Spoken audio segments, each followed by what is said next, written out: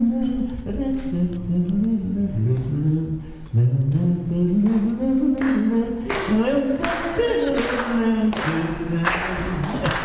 you very much for the rhythm section.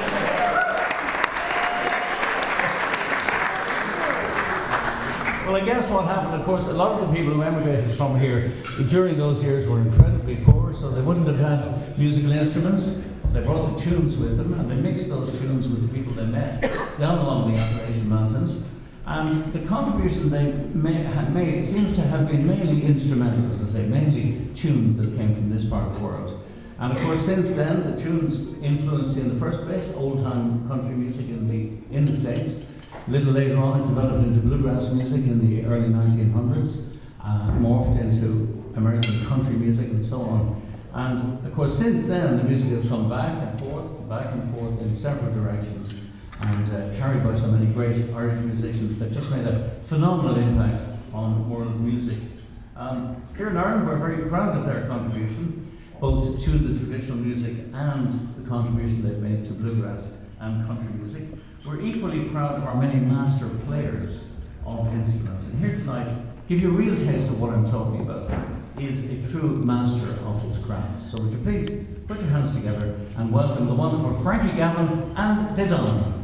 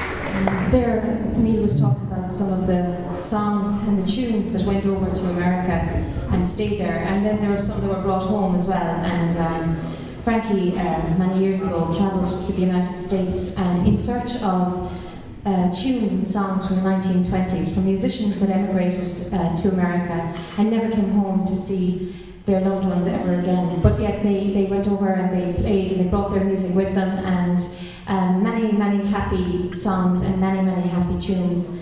And this is a song that he heard from the Flanagan brothers that were huge influences there in the 1920s. And this is a very happy song. It's about a man who's trying to coerce his beloved Molly into marrying him, and it's called My Irish Molly.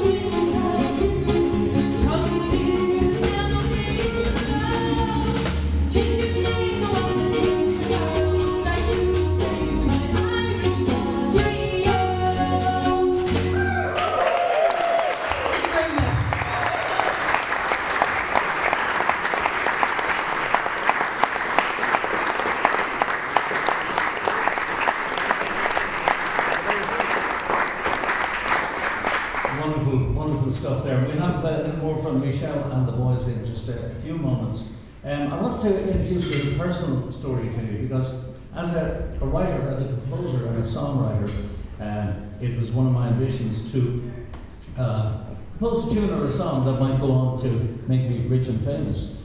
And I guess this is an example of how not to become a millionaire in the music business. A couple of years ago, I was in the wonderful town of Galway, where the band are from, and my father comes from a place called Nuns Island in Galway City. And I went down to visit the place where he was born and raised, and got inspiration for a tune while I was there. So I had no means of writing down the tune, but I had a small cassette tape recorder, and I hummed the melody onto that.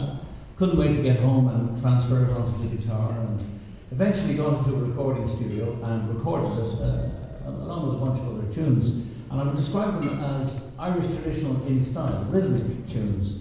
I noticed, by the way, when the band were playing it, there wasn't a foot steady in the house, so it's a wonderful response to the sort of rhythm we have in Irish music.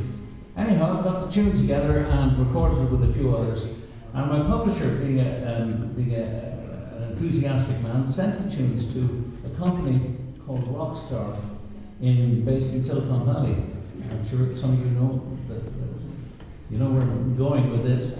Rockstar took an option on two of my tunes, one of them called Nuns Island Reel, which I had written for my father, and they included it. They said they were going to include it in a video game, and made me an offer. They offered myself and my publisher $1,000, and I had never had $1,000 for a song or a tune before, and I accepted, and it was what they call a buyout. It's on a game called Grand Theft Auto 4.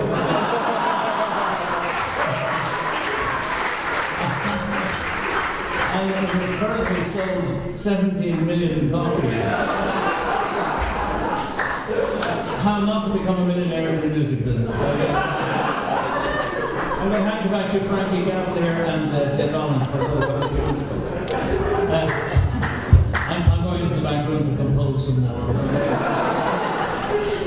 Frankie Galvin and Ted Dolan.